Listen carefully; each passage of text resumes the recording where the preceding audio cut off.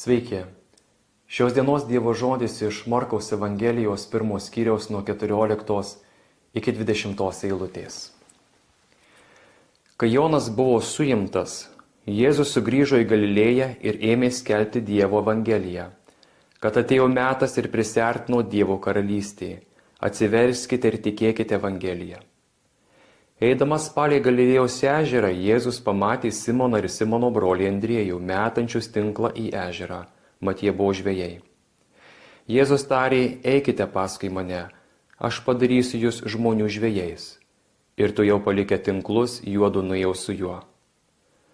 Paėjęs truputį toliau, jis pamatė Zebediejaus sūnų Jokūbą ir jo brolį Joną, valtyje betaisančius tinklus. Tuoj pat pasišaukė ir juos. Palikęs savo tėvą Zebediejų su samdiniais valtyje, jie sekė paskui jį. Evangelija pagal Morkų mums primena apie mūsų visų pašaukimą, kas mes esame ir kokiam nuostabiam darbui esame pašaukti.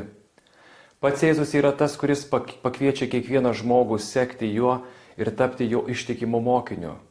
Visam pasauliu reikia Dievo Evangelijos žinios, kurie Jėzus skelbė, kaip parašyta Morkaus Evangelijos 14 eilutėje. Tai gyvoji Evangelija, kuri keičianti žmonių širdis ir teikianti išgelbėjimą. Niekas dar nebuvo sakęs ir kalbėjęs taip kaip Jėzus, kuris sudrebino visų žmonių širdis ir pažadina užmigusius pabusti tikėjimui.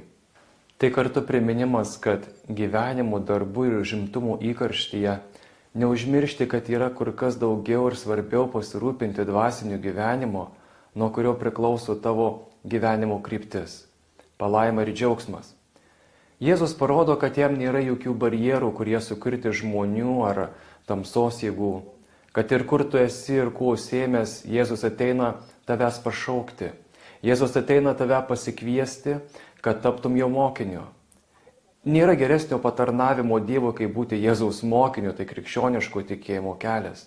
Tai šventėjimo maloniai siekis, kuris yra įdėtas kiekvienam į žmogaus sielą, ilgėtis ir trokšti Dievo. Tie mokiniai, kurie buvo Galilėjos ežero pakrantėje, jie net nenutokė, kas jų laukia tą dieną. Kad tą dieną jų gyvenimas radikaliai pasikeis ir tapdami Jėzaus mokiniais, jie bus tie, kurie savo tarnavimu viešpačiai padės ateiti kitiems žmonėms pas Jėzų ir priims viešpatį į savo širdį. Juk jie taps radikaliu religijos pasikeitimo judėjimu, kur širdies religija bus tik viena, tai širdies šventumas. Pažink Jėzų. Pažink Jėzų toks, koks jis yra ir eik su juo kartu, palikęs viską už savęs. Dabar žiūrėk tik tai Jėzų, reik paskui jį, tai vienintelis teisingas kelias, nes tai tavo teisingas pasirinkimas. Mūsų viešpats Jėzus yra pasakęs, aš esu kelias, tiesa ir gyvenimas, niekas nenueina pas tėvą kaip tik per mane.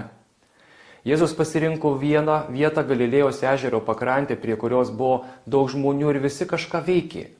Tai primena mums ir šiandien daugybė žmonių gyvenimo situaciją, kai užsiėmė kažkuo prie savo pakrantės reikalų, kurie tapę kasdienę rutiną. Juk visi turite savo Galilėjos pakrantę. Šiandieną ši Evangelijos vieta gali būti tavo istorija ir tavo pašaukimas, kad ir kuo bebūtum užsiėmęs ir ką beveiktum, atsiliek, kaip tave pakvies Jėzus.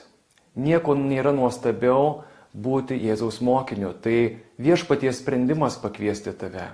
Bet tik tavo sprendimas yra atsiliepti jo kvietimą, juk būtent taip nutiko ir su pirmais Jėzaus mokiniais, kurie kaip ir tu veikė tai, ką buvo įpratę daryti kiekvieną dieną ir darbuoti žvejais Galilėjos ežere.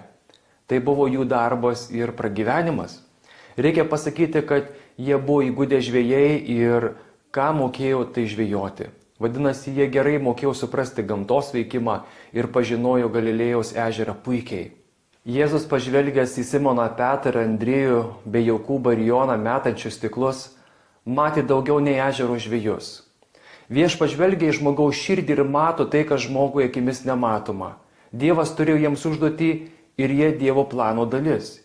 Juk galėjo būti kažkas kitas ir kitoje vietoje. Todėl net nebijok, jei viešpats Jėzus tave kviečia, jis išties visoje minioje žmonių žiūri į tave ir kviečia tapti jo ištikimo mokiniu.